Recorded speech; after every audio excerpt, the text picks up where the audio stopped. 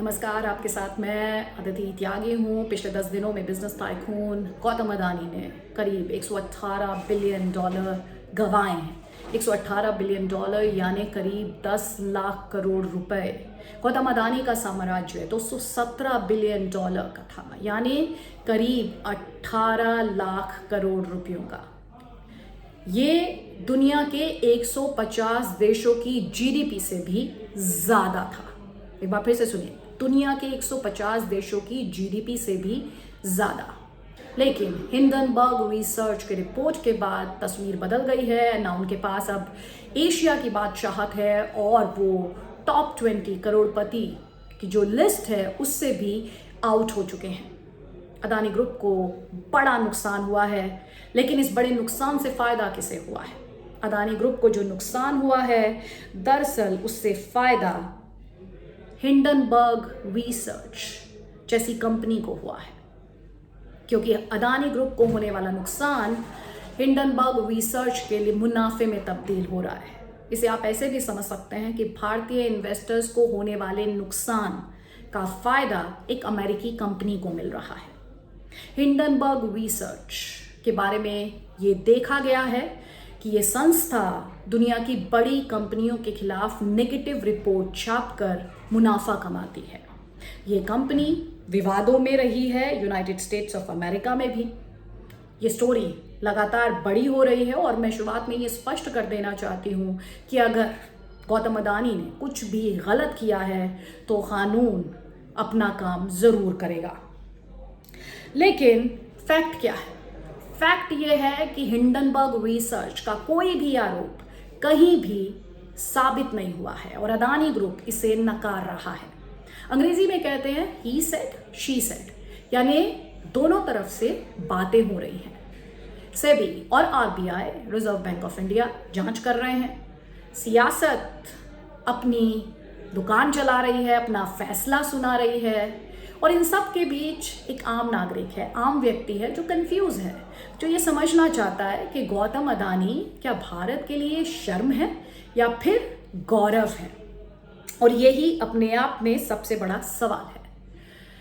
यहाँ हम उस देश की बात कर रहे हैं जहाँ करीब 23 करोड़ लोग ऐसे हैं जिन्हें 2 वक्त की रोटी नसीब नहीं होती है।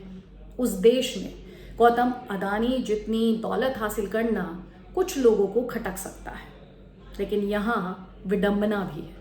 विडंबना यह है कि विदेशी रईस हमें नहीं खटकते हैं, उन्हें उदाहरण के तौर पर पेश किया जाता है। आपने भी सुना होगा, बिल गेट्स को सफलता की मिसाल के तौर पर पेश किया जाता है। एप्पल के स्टीव जॉब्स, अमेजॉन के जेफ बेजोस की सक्सेस स्टोरी कई बार सुनाई जाती है, उनसे सीखने की बात कही जाती है। लेकिन इनका व्यापार बढ़ने से हमें और आपको कोई फर्क नहीं पड़ता है, जबकि इसके ठीक उलट अदानी ग्रुप जैसी भारतीय कंपनी जब भारतीयों को रोजगार देती है तो उसका सीधा असर भारत की अर्थव्यवस्था पर पड़ता है। इसे समझने के लिए मैंने अदानी ग्रुप के बही खाते खंगाले और जो इन्फॉर्मेशन, जो जानकारी मुझे मिली वो अब मैं आपके साथ साझा करने जा रही हूँ। अदानी ग्रुप ने करीब 45,000 भारतीयों को रोजगार दिया है और उसने इन एम्प्लॉयज़ को कुल मिलाकर 2,700 करोड़ रुपयों का भुगतान किया है। अब सोचिए, इतने पैसे अगर एप्पल, अमेजॉन या विदेशी कंपनी के पास जाएंगे तो इससे भारतीय अर्थव्यवस्था को नुकसान होगा। लेकिन जब एक भारतीय कंपनी भारतीय एम्प्लॉयज़ को इतने पैसे देती है तो इससे ना सिर्फ इन एम्प्लॉयज़ का घर चलता है, बल्कि जो भारतीय अर्थव्यवस्था है उसका भी विकास होता है।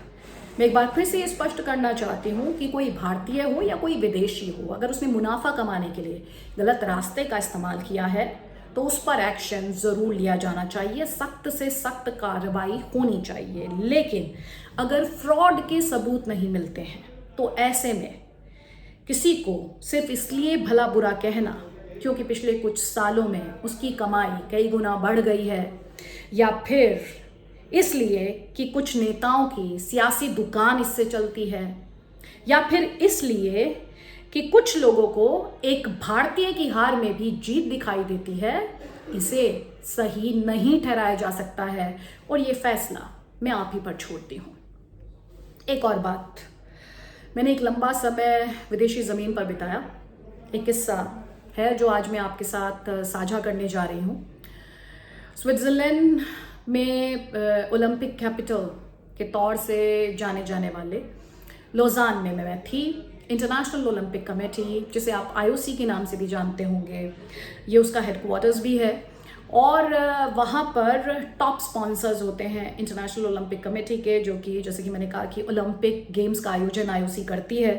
तो उसके टॉप स्पॉन्सर्स जो थे उन्हें लेकर चर्चा चल रही थी, जिसमें कि दुनिया भर के ब्रांड्स थे। जिसमें जब चर्चा हो रही थी तो जैक मा का नाम लिया जा रहा था, जिसमें चाइनीज़ इन्वेस्टर्स की बात की जा रही थी।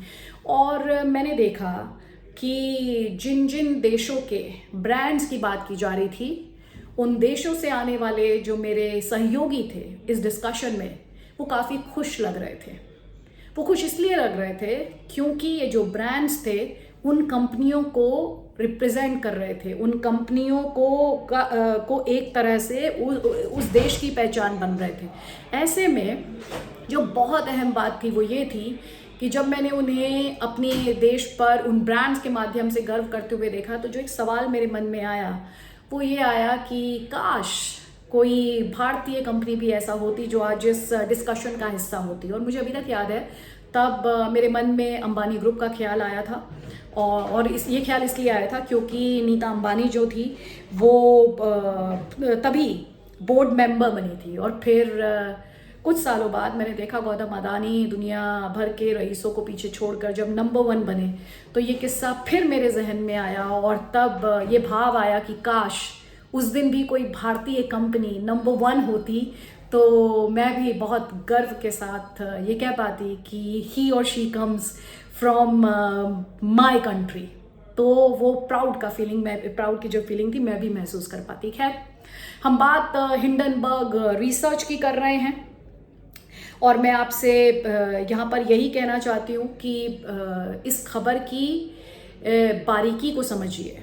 किसी को विलेन या विक्टिम डिक्लेयर करने से पहले या मानने से पहले किसी भी खबर के जो पहलू हैं उन्हें समझने की ज़रूरत है। और यही कोशिश आपको समझाने की मैंने अपने इस विश्लेषण के माध्यम से की है। क्योंकि जब हिंडनबर्ग रिसर्च की रिपोर्ट की बात की जा रही है तो एक तरफ अदानी ग्रुप की बात की जा रही है और भूले नहीं उसमें भारतीय इन्वेस्टर्स को होने वाले नुकसान की भी बात की जा रही है। ऐसे में आपसे बस मुझे इतना ही कहना है कि मैं आगे भी इस खबर को ट्रैक करती रहूँगी और इस खबर से जुड़ा हर बारीक पहलू पूरी निष्पक्षता के साथ आप तक पूरे समर्पण के साथ आप तक पहुंचाती रहूंगी। आपने मुझे बहुत प्यार और सहयोग दिया है। आप फेसबुक, ट्विटर और इंस्टाग्राम के माध्यम से मुझसे जुड़ते रहे हैं और अब आप यूट्यूब के माध्यम से भी मुझसे जुड़ रहे हैं। इसके लिए बहुत बहुत धन्यवाद। और बस मैं इतनी उम्मीद करती हूँ कि आगे भी आपका साथ और आपका प्यार और आपका सहयोग मेरे साथ बना रहेगा। आगे भी इसी तरह के वीडियोस पोस्ट करती रहूँगी, इस खबर से जुड़े अपडेट्स जो है वो भी पहुँचाती रहूँगी। अभी के लिए मेरे साथ इतना ही। जय हिंद।